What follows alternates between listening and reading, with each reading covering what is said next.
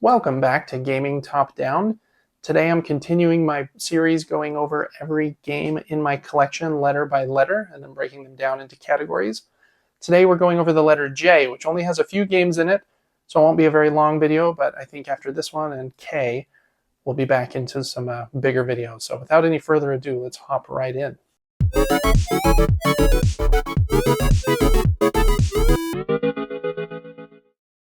First up, I have one game in my collection that, I don't know, I think I might purge, mainly just because I think I could sell it for quite a bit of money.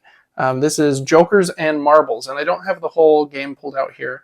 It consists of 8 of these boards that kind of nest together, and so you can play, I think, with minimum of 4 players, maximum of 8, I believe.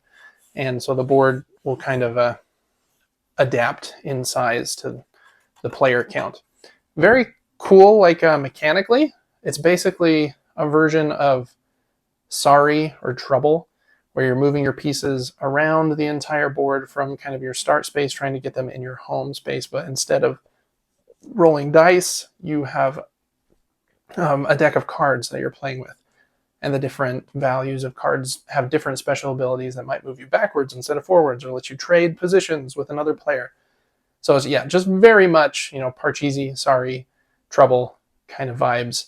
And it's pretty fun occasionally, and I do like the flexibility that this has of playing a big group, but it can be kind of long with a big group, and so I think it outstays its welcome a little bit for me.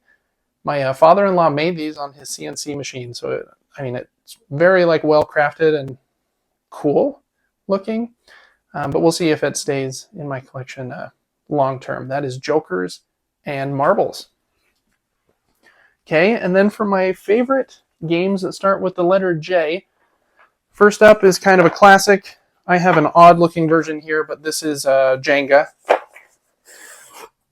Yeah, you can't really go wrong with a game of Jenga. I don't love it necessarily, but it's such a good entry point into games, especially for kids. We've played this version of Jenga dozens and dozens of times with our younger kids. So yeah, don't really have much else to say about it, but I think Jenga is an okay place to start kids learning a bit about games. Okay, 2 more here. Next is a kind of a classic at this point. This is Jaipur by Sebastian Pauchon. I don't know how to pronounce that, but a designer that I really like his games. I have this older version. I think there is a newer version with a slightly bigger box, but this is one of my wife's favorite games. We've played it, I can't even imagine, dozens and dozens of times.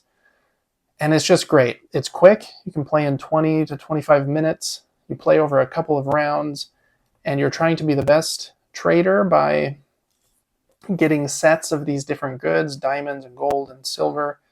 I don't think those are diamonds, actually. It's probably rubies, but silk and fabric. I don't remember what all of them are called, but yeah, and then if you sell them in big sets, you get a lot of points. The coolest part of this game, I think, is how the market works. There will be 5 cards in between the 2 players, and on your turn, you can't just take whatever you want willy-nilly. You have some restrictions on what you can do.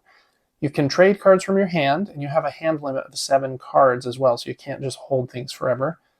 You can trade cards from your hand for a number of cards in the market, or you can trade camels from your camel supply for things in the market. But you can't usually just take as many as you want because of those restrictions. When to take camels is kind of a tricky part of the game, because if there are 3 camels out and on your turn you want to take the camels, you're leaving 3 new cards that your opponent might take.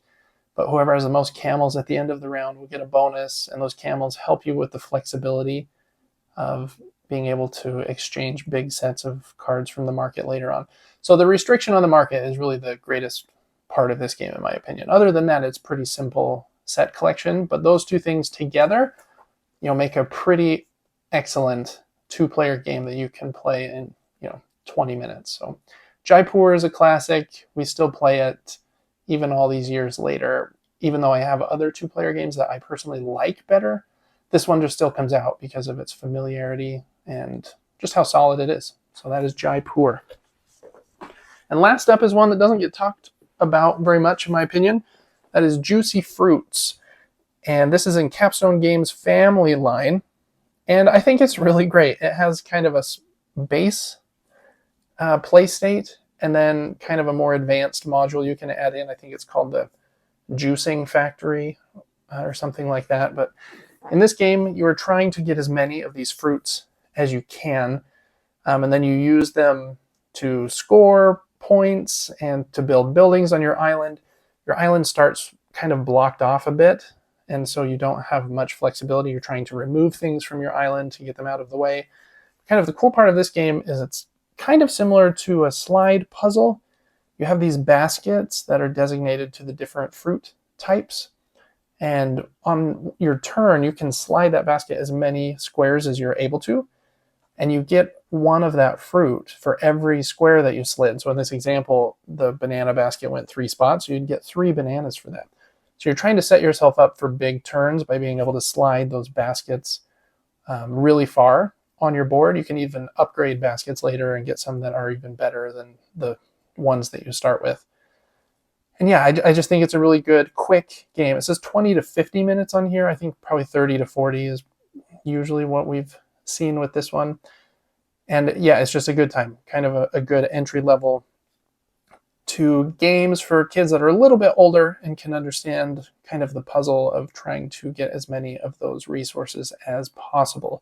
I think it did just get an expansion, so I'm intrigued to see what is added there, because I do think a little more depth here would help this one, with gamers a bit to stand out and kind of be a good addition to a collection for kind of the lighter end of the complexity scale. So we'll see what that adds, but I am excited to check that out as well.